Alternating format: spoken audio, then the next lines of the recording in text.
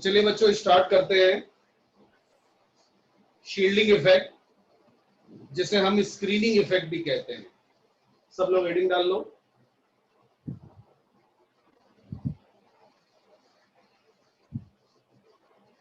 देखिए, शील्ड माने होता है प्रोटेक्ट करना। शील्ड का मतलब वो चीज जो किसी को प्रोटेक्ट करे।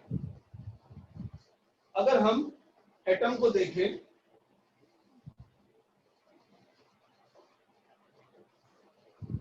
तो ये न्यूक्लियस है और ये आउटर मोस्ट इलेक्ट्रॉन है।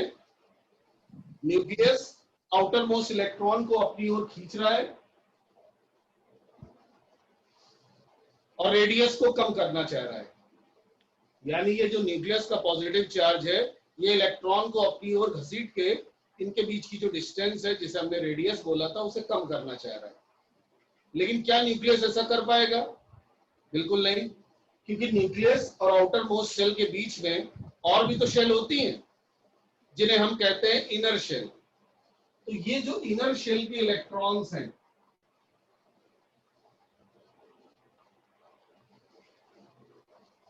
ये जो इनर शेल के इलेक्ट्रॉन्स हैं, ये आउटर मोस्ट इलेक्ट्रॉन को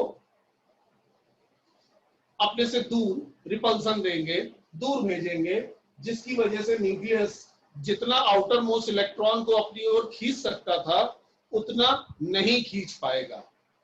यानी कहीं ना कहीं ये जो इनर शेल के इलेक्ट्रॉन्स हैं, ये न्यूक्लियस के पॉजिटिव चार्ज को एक तरह से देखा जाए तो कॉम्पनसेट कर रहे हैं। कॉम्पनसेट करने का मतलब न्यूट्रलाइज कर रहे हैं। अगर ये इनर शेल ना होती, खाली न्यूक्लियस होता और आउटर मोस्ट इलेक्ट्रॉन होता, तो न्यूक्लियस उसको बहुत हद तक अपनी ओर खींच लेता। लेकिन इनर शेल के इलेक्ट्रॉन इस आउटर मोस्ट इलेक्ट्रॉन को न्यूक्लियस से प्रोटेक्ट कर रहे हैं।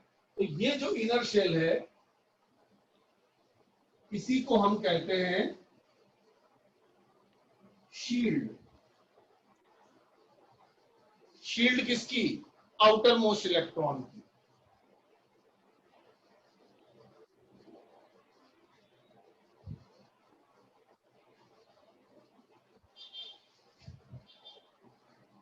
तो बताइए बच्चों, समझ में आया shielding effect?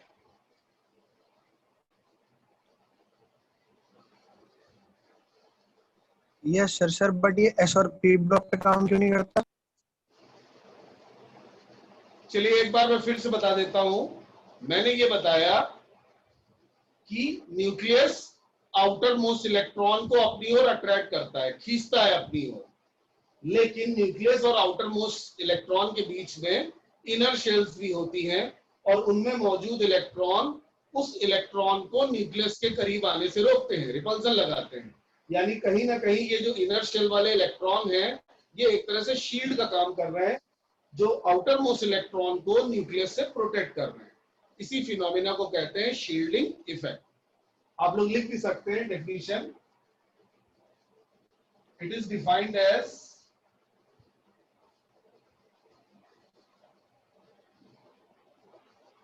compensation of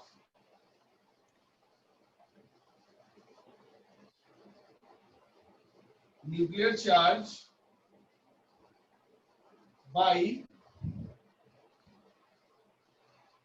electrons of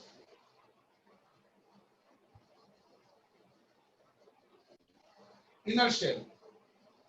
inner shell का रोल ये है कि जो न्यूक्लियस का काम है उसमें अड़ंगा डालना। एक तरह से ये जो इनर शेल के इलेक्ट्रॉन हैं, ये न्यूक्लियस के काम में रुकावट डालना है। न्यूक्लियस का positive charge outer most electron को अपनी ओर खींचना चाहता है, लेकिन बीच में कौन आ गया? इनर शेल का इलेक्ट्रॉन। वो आउटर मोस्ट इलेक्ट्रॉन को बचा लेता है, न्यूक्लियस तक आने नहीं देता है। अब सवाल ये उठता है कि कौन सी शेल अच्छी शील्ड होगी। भाई आप लोगों ने देखा होगा, शील्ड कोई मजबूत शील्ड होती है तो कोई कमजोर शील्ड होती है, कोई अच्छी शील्ड होती है तो कोई खराब शील्ड होती है। तो कौन सा ऑर्बिटल, कौन सी सबशेल बढ़िया शील्ड होगी? तो ऑर्डर ऑफ शील्डिंग इफेक्ट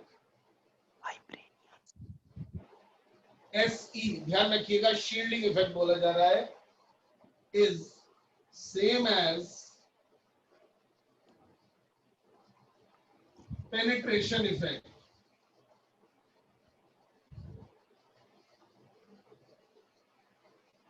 जैसे s orbital, p orbital, d orbital और f ऑर्बिटल, ये चार तरह की सबशेल पाई जाती हैं। तो अगर हम पेनिट्रेशन की बात करें, पेनिट्रेशन माने होता है भेदना, अंदर तक भेदना। तो देखिए s ऑर्बिटल साइज में सबसे छोटा होता है, तो अगर s ऑर्बिटल में इलेक्ट्रॉन है तो वो न्यूक्लियस के बहुत करीब होगा, और s ऑर्बिटल का इलेक्ट्रॉन अगर न्यूक्लियस के बहुत करीब होगा तो वो न्यूक्लियस के पॉजिटिव चार्ज को अच्छे से न्यूट्रलाइज करेगा, और जब न्यूक्लियस का पॉजिटिव चार्ज अच्छे से न्यूट्रलाइज हो जाएगा, बहुत बढ़िया न्यूट्रलाइज हो जाएगा, तो वो आउटर मोस्ट इलेक्ट्रॉन को अपनी ओर बिल्कुल भी नहीं खींच पाएगा। यानी s ऑर्बिटल सबसे बढ़िया शील्ड होगी आउटर मोस्ट इलेक्ट्रॉन की। फिर p ऑर्बिटल साइज में बढ़ जाता है, उसका पेनिट्रेशन कम हो जाता है। p ऑर्बिटल का इलेक्ट्रॉन न्यूक्लियस से दूर है तो वो उतना अच्छा शील्ड नहीं कर पाएगा। d ऑर्बिटल साइज में और बड़ा होता है, d ऑर्बिटल का इलेक्ट्रॉन न्यूक्लियस से और दूर चला गया तो वो और मुश्किल से प्रोटेक्ट कर पाएगा आउटर मोस्ट इलेक्ट्रॉन को, और f ऑर्बिटल तो बहुत साइज में बड़ा होता है, तो f ऑर्बिटल का शील्डिंग इफेक्ट और भी कम। ओवरऑल अगर हम कैटेगराइज करें तो s और p सबशेल में जो इलेक्ट्रॉन्स होते हैं वो अच्छा गुड शील्डिंग इफेक्ट प्रोड्यूस करते हैं। d ऑर्बिटल में जो इलेक्ट्रॉन होते हैं वो पुअर शील्डिंग इफेक्ट प्रोड्यूस करते हैं, और f ऑर्बिटल में जो इलेक्ट्रॉन है वो very poor shielding effect produce करते हैं। तो ऐसे कैटेगराइज कर लो कि s और p अच्छा शील्डिंग इफेक्ट लगाएगा, d ऑर्बिटल खराब शील्डिंग इफेक्ट लगाएगा, और f ऑर्बिटल बहुत ही खराब शील्डिंग इफेक्ट लगाएगा। नोट कर लीजिए बच्चों ये ऑर्डर शील्डिंग इफेक्ट का, which is same as penetration effect.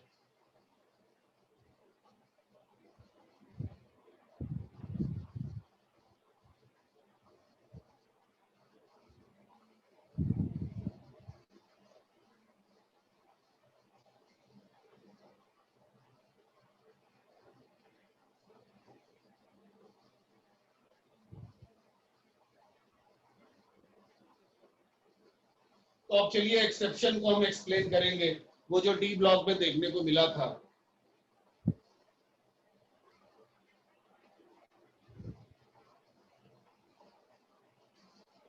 D block के एलिमेंट्स की अगर हम बात करें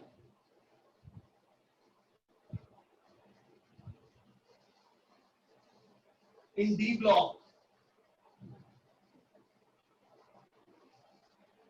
4th period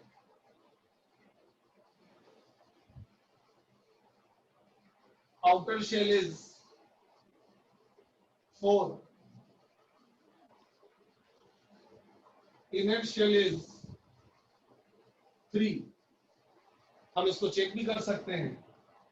for example scandium का इलेक्ट्रॉनिक कॉन्फ़िगरेशन लिखिए, एटॉमिक नंबर 21 होता है।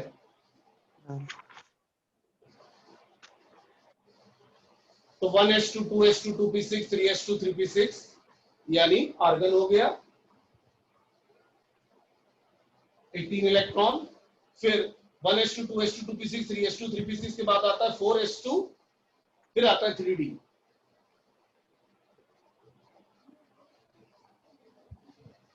लिखने में जरूर 3d बाद में आ रहा है और 4s पहले आ रहा है, लेकिन वास्तव में ये आउटर शेल है 4 और ये इनर शेल है।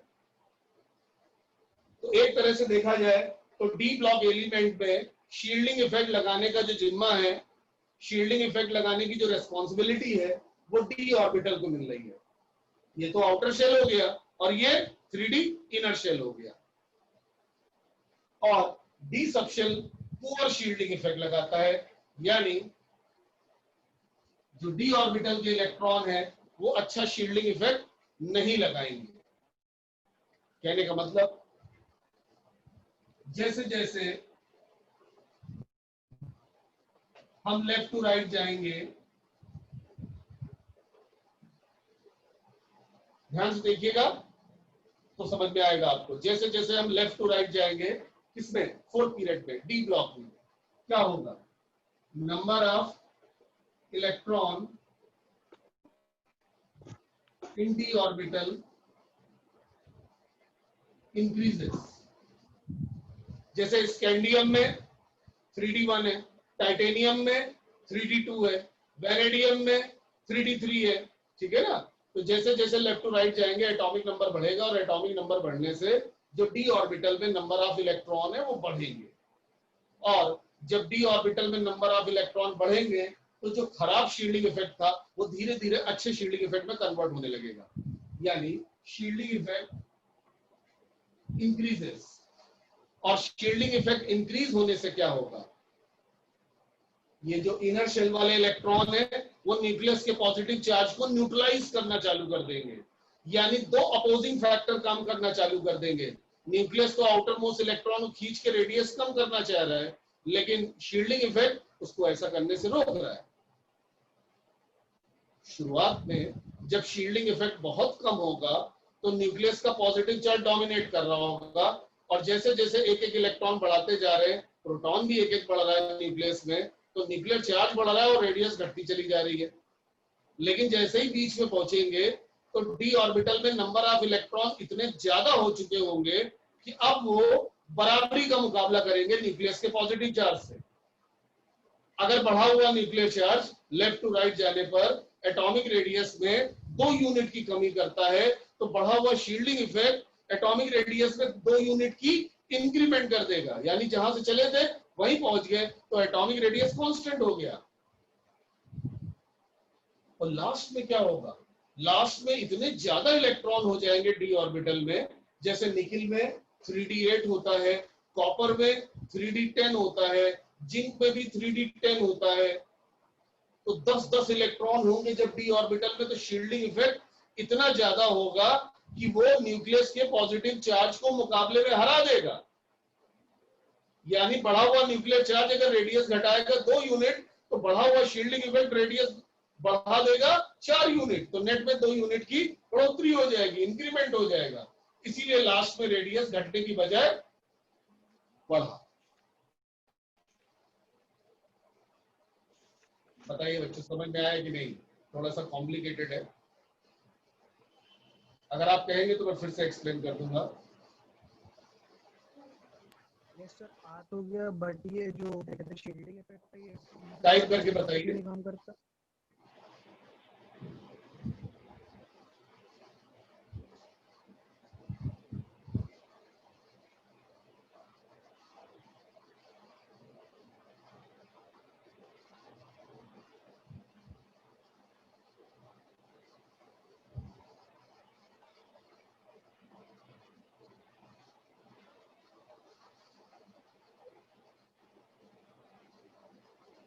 हाँ, किरत ने बोला है sir please repeat it once again. ठीक है, मैं दोबारा फिर एक्सप्लेन कर देता हूं। चलिए मैं फिर से एक्सप्लेन करता हूं, पूरी सीरीज बना देता हूं। Scandium, titanium, vanadium, chromium, manganese, iron, cobalt, nickel, copper, zinc. Scandium, titanium, vanadium. शुरुआत में लेफ्ट टू राइट जाने पे क्या हो रहा है, एक इलेक्ट्रॉन डी ऑर्बिटल में, 2 इलेक्ट्रॉन डी ऑर्बिटल में, 3 इलेक्ट्रॉन डी ऑर्बिटल में, यानी डी ऑर्बिटल में इलेक्ट्रॉन्स की जो संख्या है वो बहुत कम है। वैसे भी डी सबशेल का शील्डिंग इफेक्ट कम होता है, ऊपर से नंबर ऑफ इलेक्ट्रॉन भी बहुत कम है, तो शील्डिंग इफेक्ट यहाँ पे बहुत वीक है, जिसको हम निगलेक्ट कर देंगे, और एटॉमिक रेडियस केवल एक फैक्टर से डिटरमाइन होगी, वो है न्यूक्लियर चार्ज।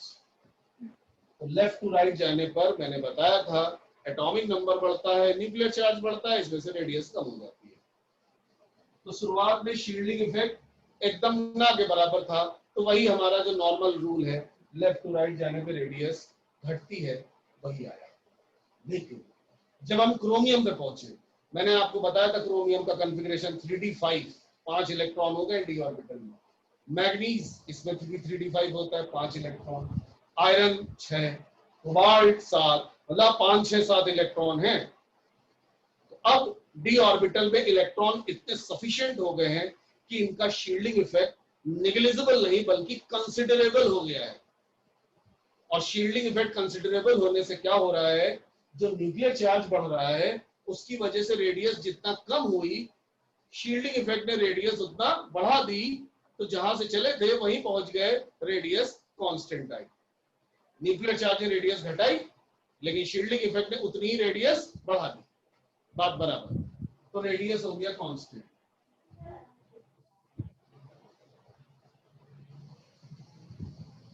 तो यहां बीच में रेडियस आया कांस्टेंट, ठीक है।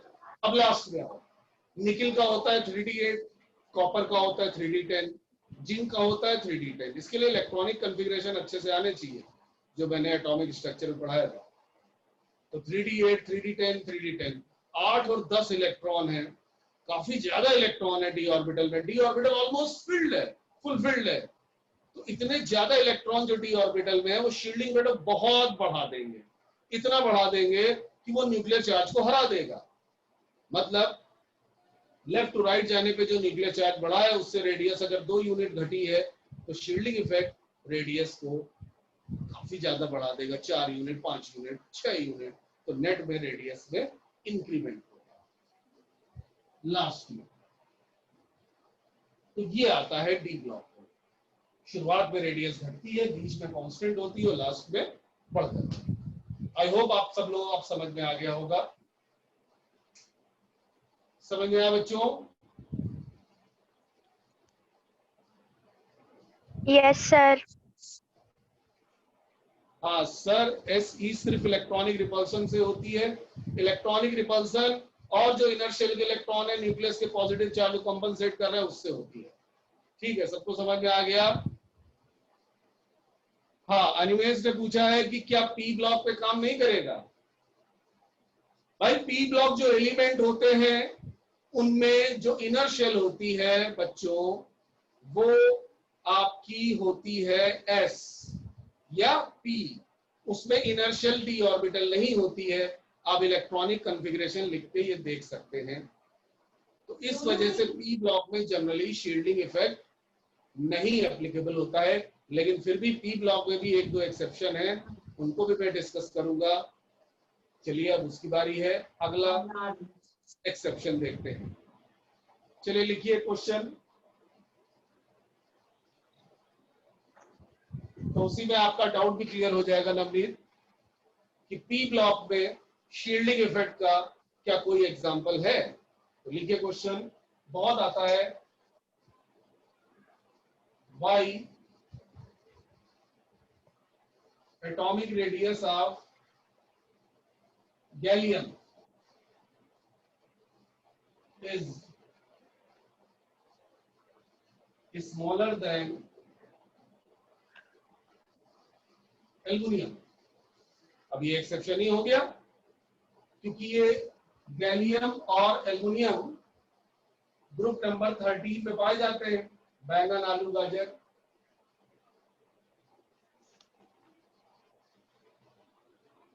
इनको तोलो तो ऊपर से नीचे जाने पर मैंने बताया था रेडियस बढ़ती है, तो कायदे से गैलियम की रेडियस एल्युमिनियम से ज्यादा होनी चाहिए, लेकिन एक्चुअल में गैलियम की रेडियस एल्युमिनियम से कम होती है।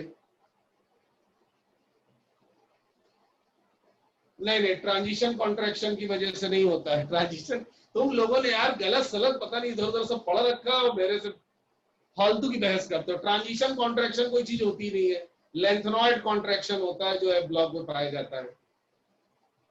इधर उधर कच्चा पक्का पढ़ रखा है, ध्यान से सुनो जो मैं बता रहा हूं, नहीं तो ऐसे ही कंफ्यूज रहोगे। हाँ, तो मैं ये कह रहा था कि ऊपर से नीचे जाने पर रेडियस बढ़ती है, लेकिन गैलियम इसका एक्सेप्शन है। क्यों, देखते हैं। यहां पे मैं मार्क कर देता हूं एक्सेप्शन।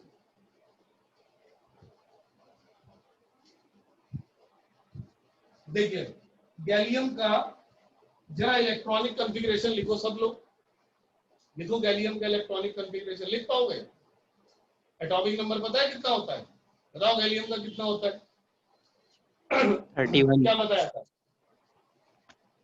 31। एल्युमिनियम का सबको पता है 13, और ये पीरियड नंबर 3 है, तो मैंने समझाया था 3 से जब 4 पे आते हैं तो 18 ऐड करते हैं, तो इसमें 18 ऐड करो 31 हो जाएगा exactly.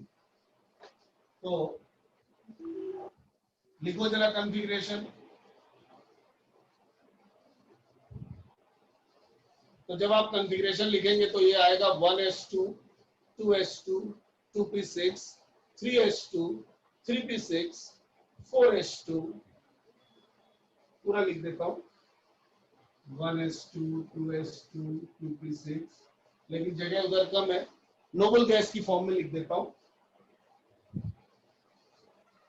1s2 2s2 2p6 3s2 3p6 4s2 3d10 4p6, ये तुम्हारा 36 हो जा रहा है, तो उसके पहले 18 यानी आर्गन,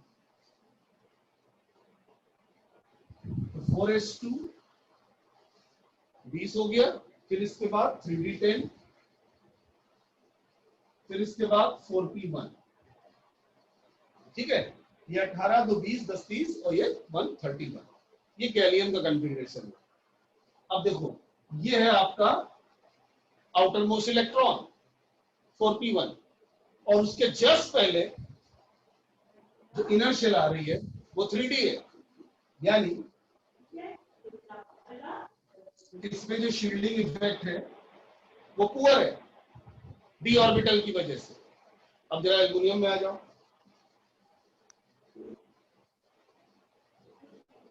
इसमें क्या आएगा? नियॉन 1s2 2s2 2p6, ये नियॉन होता है, फिर इसके बाद 3s2 3p1। अब यहां पे देखिए आउटर मोस्ट इलेक्ट्रॉन कौन है? 3p, इनर शेल कौन है? 3s। अब बताओ s सबशेल कैसा शील्डिंग इफेक्ट लगाता है, अच्छा कि खराब? मैंने बताया था अच्छा, वेरी गुड शील्डिंग इफेक्ट, सबसे ज्यादा शील्डिंग इफेक्ट s ही लगाता है, तो यहाँ पे वेरी गुड शील्डिंग इफेक्ट। अब क्या होगा इस वजह से?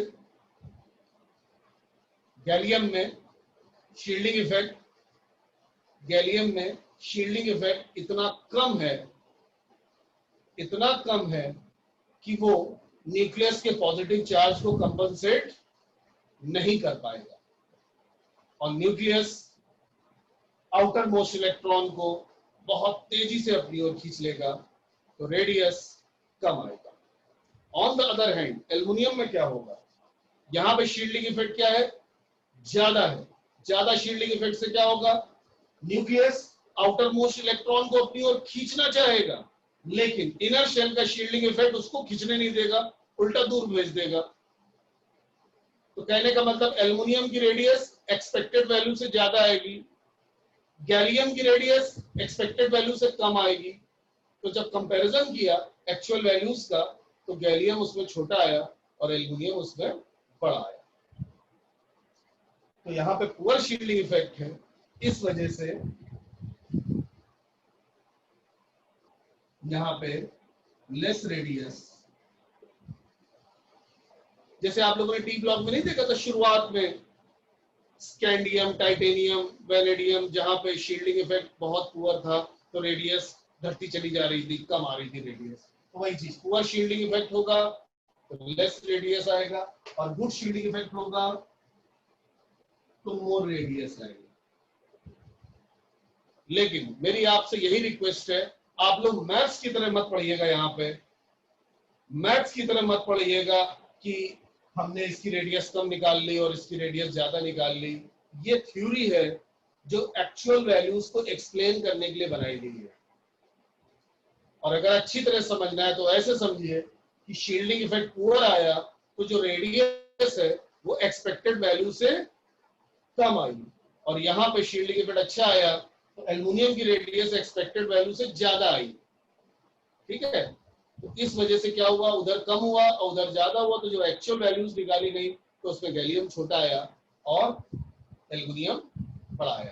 कहने का मतलब जो चीज एल्युमिनियम गैलियम में देख रहे हो वो हर जगह मत लगा देना, ये मैथ्स नहीं है जहां पे एक फॉर्मूला सब जगह लग जाता है, कॉम्प्लिकेटेड चीजें हैं। तो जब भी क्वेश्चन आएगा तो इसी तरह से आएगा, why atomic radius of gallium is smaller than aluminium, आपको बस ऐसे एक्सप्लेन करना होगा। आपसे वैल्यू नहीं पूछी जाएगी गैलियम की रेडियस कितनी होती है, 140 पिकोमीटर होती है या 125 पिकोमीटर होती है, 135, वैल्यू नहीं पूछी जाएगी, बस कंपैरिजन पूछा जाएगा। तो आप पहले तो एक्सेप्शन याद करिए और दूसरा एक्सप्लेनेशन अच्छे से समझ के ये भी याद करिए। समझ में आया बच्चों?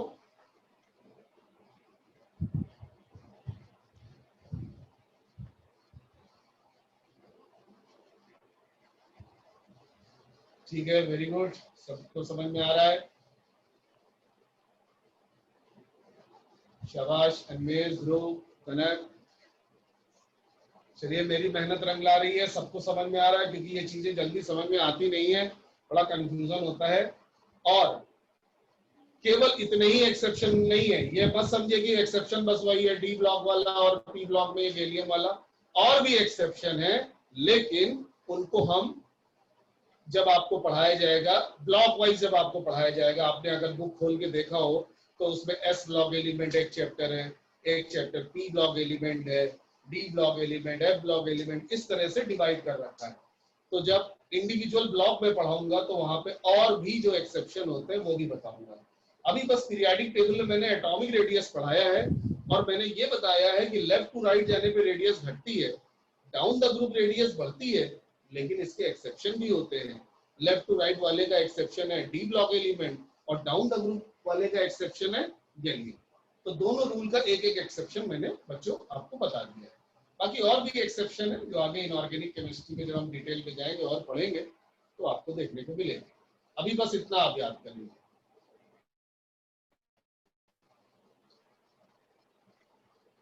तो क्या मैं आगे बढ़ूं?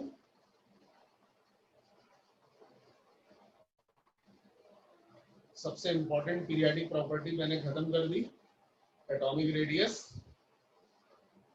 चलिए आगे बढ़ते हैं, सेकेंड पीरियोडिक प्रॉपर्टी देखते हैं। हेडिंग डालिए, उसका नाम है आयनाइजेशन इंथैल्पी।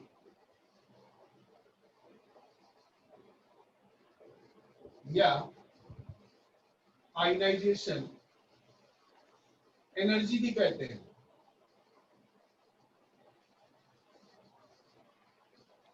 बहुत आसान है, अगर किसी एटम को आयनाइज करना है,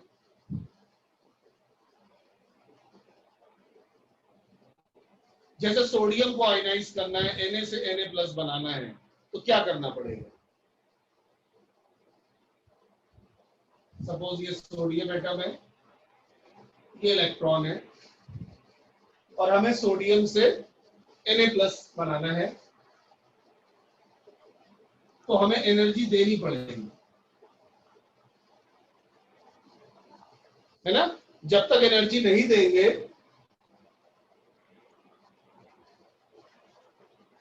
इलेक्ट्रॉन और न्यूक्लियस का जो बाइंडिंग फोर्स है, इलेक्ट्रॉन और न्यूक्लियस का जो बाइंडिंग फोर्स है वो टूटेगा नहीं, और जब न्यूक्लियस और इलेक्ट्रॉन का जो अट्रैक्शन फोर्स है वो टूटेगा नहीं, तो इलेक्ट्रॉन यहां से रिमूव नहीं होगा। तो एटम से इलेक्ट्रॉन को रिमूव करने के लिए उस इलेक्ट्रॉन को एनर्जी देनी पड़ती है, और जितनी एनर्जी देने से इलेक्ट्रॉन एटम से रिमूव हो जाता है, उसी एनर्जी का नाम है आयनाइजेशन एनर्जी, जिसे आयनाइजेशन इंथैल्पी भी कहते हैं। तो इसकी डेफिनेशन लिख लीजिए।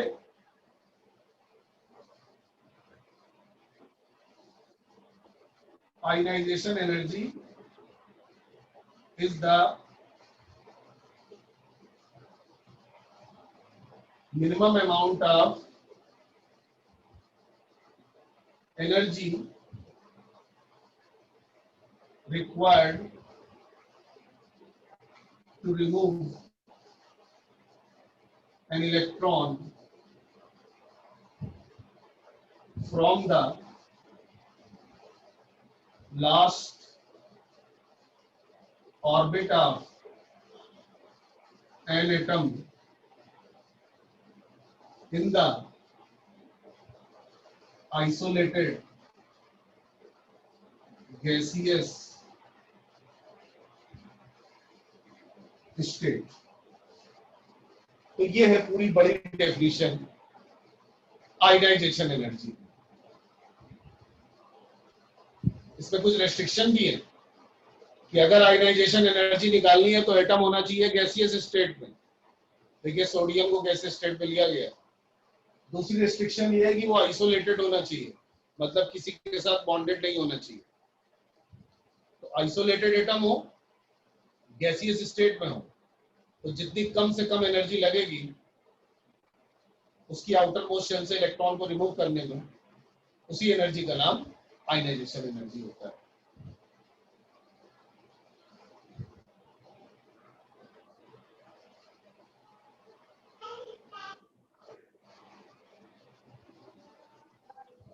ठीक है, अब चलिए देखते हैं कि आयनाइजेशन एनर्जी कंपेयर कैसे किया जाता है। रूल, तो पहला रूल बताइए, आयनाइजेशन एनर्जी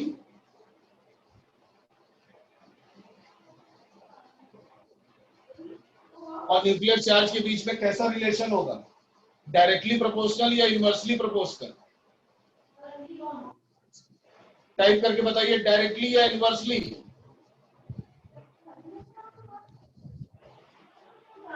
डायरेक्टली। चलिए बाकी लोग बताएं। यस, डायरेक्टली, शाबाश, डायरेक्टली। क्योंकि भाई न्यूक्लियस पे पॉजिटिव चार्ज जितना ज्यादा होगा तो न्यूक्लियस का इलेक्ट्रॉन पे अट्रैक्शन फोर्स ज्यादा होगा, तो निकालने में एनर्जी ज्यादा देनी पड़ेगी। तो ये पहला रूल है, ionization energy is directly proportional to nuclear charge. और न्यूक्लियर चार्ज डिपेंड करता है एटॉमिक नंबर पे। तो हमें वही रूल मिल गया कि लेफ्ट टू राइट जाएंगे, एटॉमिक नंबर बढ़ेगा, न्यूक्लियर चार्ज बढ़ेगा, उससे आयनाइजेशन एनर्जी भी बढ़ेगी। तो लिख लीजिए पहला rule, left to right across the period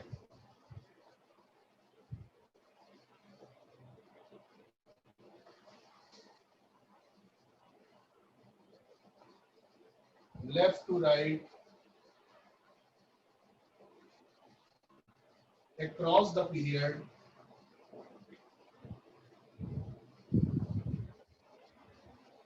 ionization enthalpy increases।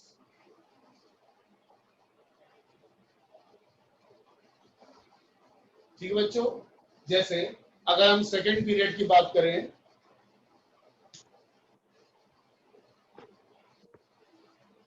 तो लिथियम से ज्यादा बेरिलियम की आयनाइजेशन एनर्जी होगी। ठीक है, या फिर कार्बन और नाइट्रोजन में कंपेयर करें तो कार्बन से ज्यादा नाइट्रोजन की आयनाइजेशन एनर्जी होगी। ये लेफ्ट में पड़ता है और ये राइट में पड़ता है, तो लेफ्ट टू राइट जाने पर आयनाइजेशन एनर्जी बढ़ती है। हालांकि इस रूल का एक्सेप्शन भी होता है, तो वो भी देख लीजिए, यहां पे भी एक्सेप्शन आता है और उसकी वजह है स्टेबिलिटी ऑफ इलेक्ट्रॉनिक कॉन्फ़िगरेशन। जैसे अगर हम ऑक्सीजन की बात करें तो कार्बन के बगल में नाइट्रोजन है और नाइट्रोजन के बगल में ऑक्सीजन है। नाइट्रोजन का एटॉमिक नंबर 7 है, ऑक्सीजन का 8 है। तो कायदे से O का आयनाइजेशन एंथैल्पी नाइट्रोजन से ज्यादा होना चाहिए, लेकिन सच्चाई में ऐसा नहीं होता। ऑक्सीजन का आयनाइजेशन एंथैल्पी नाइट्रोजन से कम होता है। तो ये क्या हो गया? एक्सेप्शन। लेफ्ट टू राइट जाने पर आयनाइजेशन एनर्जी बढ़नी चाहिए थी, तो यहाँ पे घट गई। अब इसकी वजह क्या है, चलो देखा जाए। नाइट्रोजन का कॉन्फ़िगरेशन लिखिए, 1s2 2s2 2p3, इसे कहते हैं हाफ फील्ड कॉन्फ़िगरेशन।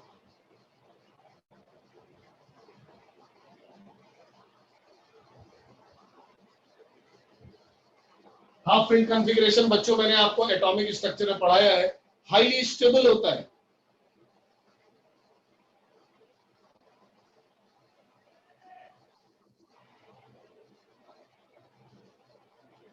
अब बताओ, अगर नाइट्रोजन के इलेक्ट्रॉन हाईली स्टेबल है तो इन इलेक्ट्रॉन को रिमूव करने के लिए एनर्जी ज्यादा देनी पड़ेगी कि कम? ज्यादा। ज्यादा देनी पड़ेगी। इसी वजह से ionization energy of nitrogen is greater than ionisation energy of oxygen. तो ये एक्सेप्शन है।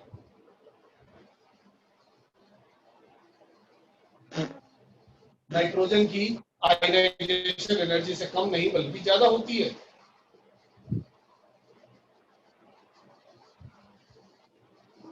ठीक है बच्चों,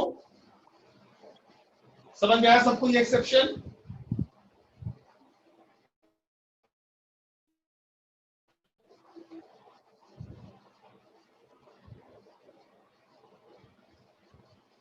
ठीक है।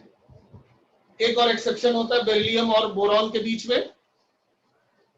हाँ, नोट कर लो, नोट कर लो भाई, नोट कर लो।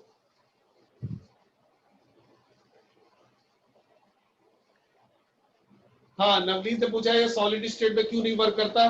तो बेटा सॉलिड स्टेट में एटम्स इतना लो एनर्जी स्टेट में होते हैं कि उनको आयनाइज करने के लिए बहुत एनर्जी चाहिए और इतनी एनर्जी नेचर में अवेलेबल नहीं होती है। इसीलिए आयनाइजेशन एनर्जी गैसियस स्टेट में डिफाइन की गई है, क्योंकि गैसियस स्टेट में एटम हाई एनर्जी स्टेट में होता है, तो आयनाइज करना आसान होता है। Got it? ठीक है, तो बच्चों एक एक्सेप्शन और नोट करिए, वो है बेरिलियम और बोरॉन वाला।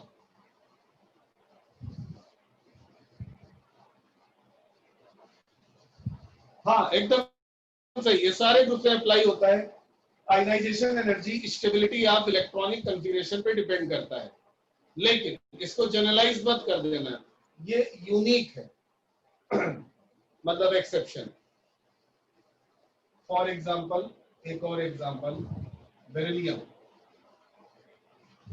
1s2 2s2, तो देखिए ये ऑर्बिटल भी पूरा भरा है और ये ऑर्बिटल भी पूरा भरा है, तो ये है highly stable full filled configuration. Highly stable full filled configuration, इस वजह से ionization energy of beryllium is greater than ionization energy of boron, क्योंकि बोरॉन में ये चीज मिलेगी नहीं, बोरॉन में होगा 1s2 2s2 2p1। एक नाइट्रोजन एक्सेप्शन है और दूसरा बेरिलियम एक्सेप्शन है सेकेंड पीरियड में। बाकी जैसा कि मैंने बताया और भी एक्सेप्शन है। अब सारे एक्सेप्शन पीरियोडिक टेबल में तो आपको पढ़ाया नहीं जा सकता है,